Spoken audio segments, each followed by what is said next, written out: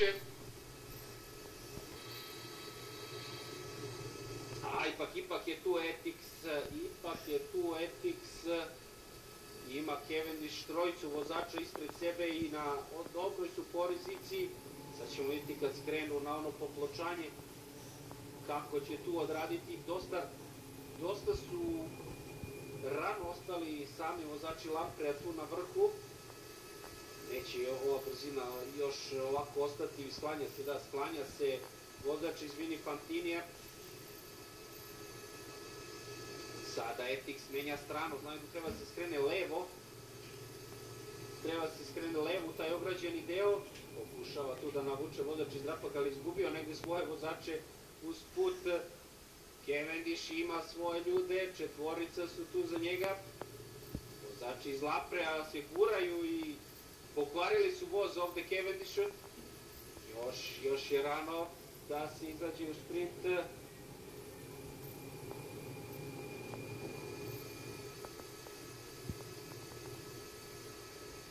Bonen, Renshaw, Cavendish, u stvari Bonen i Renshaw čekaju samo da krenu tu, da prolaze pored grupe, kilometar i po do cilja. Hoće li se izboriti? Evo, iza vozača Lamprea su Bonen, Renshaw i Cavendish. Prolaze tu u sredini vozači Orike. Sada Bonen se gura tu sa te unutrašnje strane. Daniele Benati je ovde na čelu za Tinkoff Saxo Team.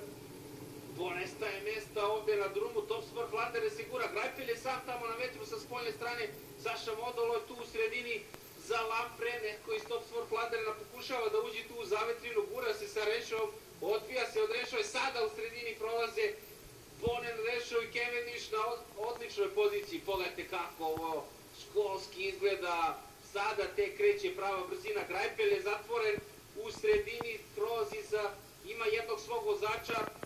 Tu su i vozači Southeasta, 500 metara do cilja, Bonen gleda, ne može više Bonen, sklanja se, sada ide Renshaw, sada kreće Renshaw u sprintu od 250 metara do cilja, Saša Modolo, čini mi se da je ovo iza Cavendisha, okreće se Cavendish da vidi ko je u sprintu, ko kreće prvi, Cavendish otvara sprint, Saša Modolo u sredini, Cavendish sprinta, pokušava da zatvori sprintere, Greipel je zatvoren, da li Cavendish osvaja i osvaja.